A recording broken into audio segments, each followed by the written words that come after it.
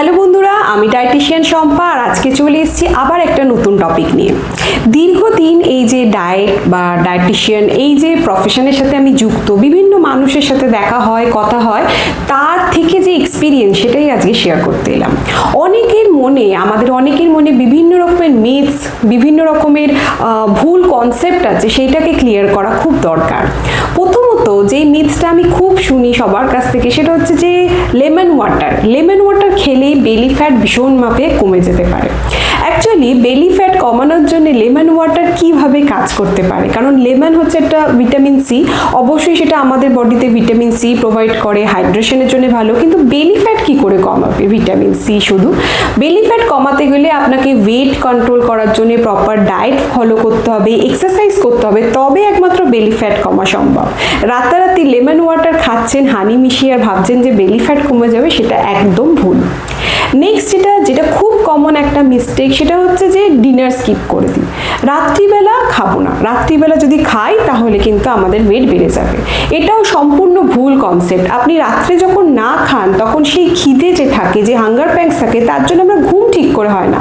ঘুম না ঠিক করে হলে মেটাবলিক রেট স্লো হয়ে যায়, তাতে ওয়েট বেড়ে যাওয়ার চান্সেস আরও বেড়ে যায়।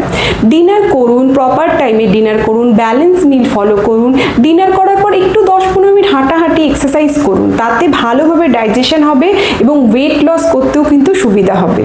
তাই ডিনার স্কিপ নয়, প্রপার ব্যালেন্স ডিনার করে তারপরে রাত্রে শুতে যান, প্রপার ওয়েট লস, ওয়েট ম্যানেজমেন্টের জন্য। নেক্সট যে 3 নম্বরটা, যেটা খুব শুনি সবার কাছ থেকে, যে আমি প্রচুর এক্সারসাইজ করছি, আমার ঘাম হয় এক্সারসাইজ করার জন্য, তার জন্য আমার প্রচুর ফ্যাট বার্ন হচ্ছে।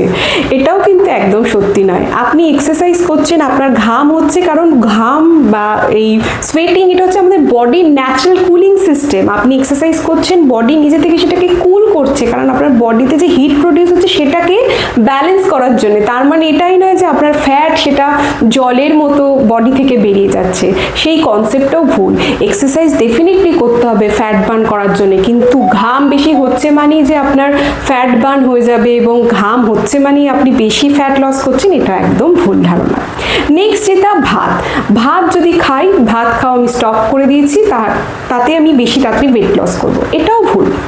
ভাত যে খাচ্ছেন, ভাত, রুটি, ওটস, চিড়ে, মুড়ি সবার মতো একটা কার্বোহাইড্রেট প্রোডাক্ট।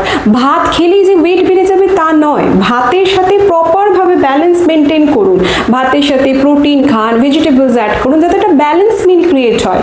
ব্যালেন্স মিল খেলে কোনো দিন ওয়েট বাড়বে না, কিছুতেই বাড়া সম্ভব নয়। ভাতের পোর্শন কন্ট্রোল করুন, ভাতকে স্কিপ না করে, ভাতকে একদম ছেড়ে না দিয়ে।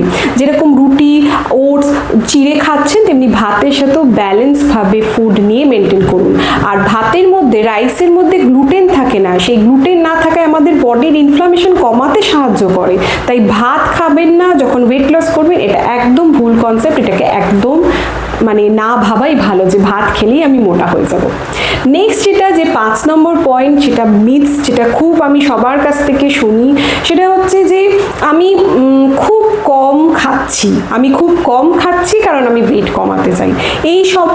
এইটা একদম ভুল ধারণা। কম খেলে বডির মেটাবলিক রেট স্লো হয়ে যায়, বডির ভালোভাবে কাজ করে না, বডি স্টারভেশন মোডে চলে যায়। খেয়ে ওয়েট কমানো যায়, না খেয়ে নয়।